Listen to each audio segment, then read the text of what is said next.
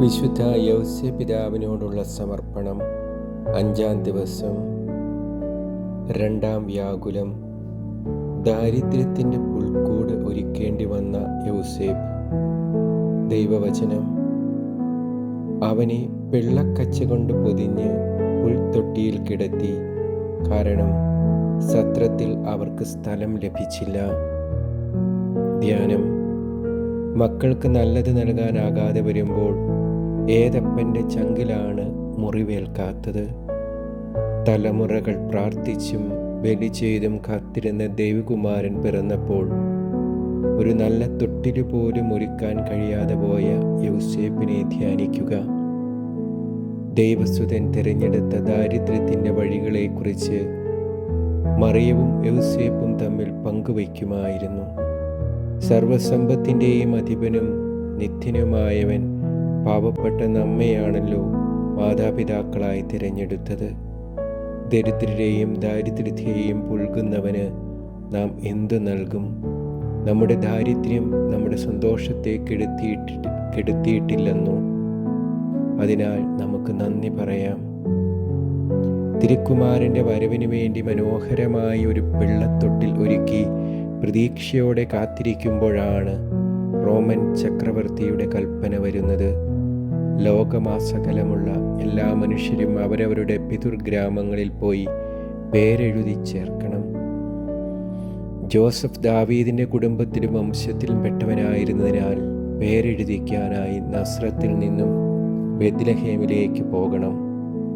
ഏറ്റവും മോശമായൊരു കാലാവസ്ഥ. മറിയം പൂർണ്ണ ഗർഭിണിയും. അവളെ വീട്ടിൽ തനിയാക്കി പോകാനാകുമോ? അവളെ കൂട്ടിക്കൊണ്ടുപോയാൽ ഈ കഠിനയാത്രയെ അതിജീവിക്കാൻ അവൾക്കാകുമോ? സകലതും ദൈവഹിതത്തിന് കീഴ്പ്പെടുത്തുന്ന ആ പിതാവ് ഇതും ദൈവാലോചനയ്ക്കായി വച്ചു. മറിയത്തെ കൂട്ടിക്കൊണ്ടുപോകാനാണ് ദൈവം പ്രേരിപ്പിച്ചത്. മറിയത്തെ വഹിക്കാനുള്ള ഒരു യാത്രാമൃഗത്തെ തേടിപ്പിടിക്കലായിരുന്നു അടുത്തത്. വിശേഷ ബുദ്ധിയില്ലാത്ത കഴുതയുടെ പുറത്ത് അവളെ ഇരുത്തി യാത്ര തുടങ്ങി. യാത്രയ്ക്കിടയിൽ ജോസഫ് പറയുന്നുണ്ട്, എൻ്റെ പ്രിയമുള്ളവളെ, വീട്ടിൽ തിരിച്ചെത്തും വരെ ദൈവം നിന്നെ പ്രത്യേകം കാത്തു പരിപാലിക്കും. നമ്മൾ വീട്ടിൽ തിരിച്ചെത്തിയിട്ടേ പ്രസവ സമയമാകൂ എന്ന് നമുക്ക് വിശ്വസിക്കാം. യൗസേപ്പ് പ്രാർത്ഥിച്ചു, സകല യുഗങ്ങളുടെയും അധിപനെ, ഞങ്ങളുടെ രക്ഷയ്ക്ക് വേണ്ടി രൂപമെടുക്കുന്നവനെ, എൻ്റെ ഭവനത്തിൻ്റെ പുറത്ത് വെച്ച് പിറക്കുന്നത് കാണാൻ ഇടവരരുതേ. അവൻ പിറന്നു വീഴും മുൻപേ വീട്ടിൽ തിരിച്ചെത്താൻ സഹായിക്കണമേ.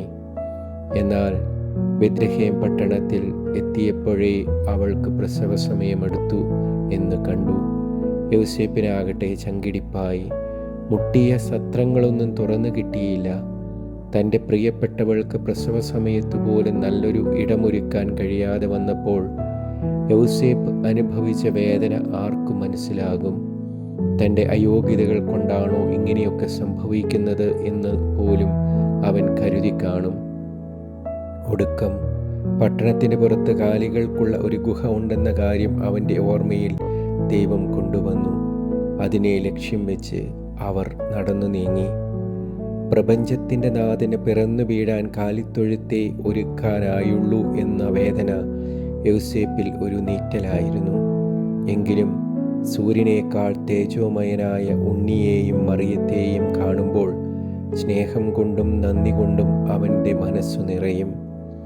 മറിയം വിശ്രമിക്കുമ്പോൾ കുഞ്ഞിന് കാവലിരുന്നും 2 പേർക്കും പരിരക്ഷണം നൽകിയും യൗസേപ്പിൻ്റെ ദിനങ്ങൾ ഏറെ ധന്യമായി.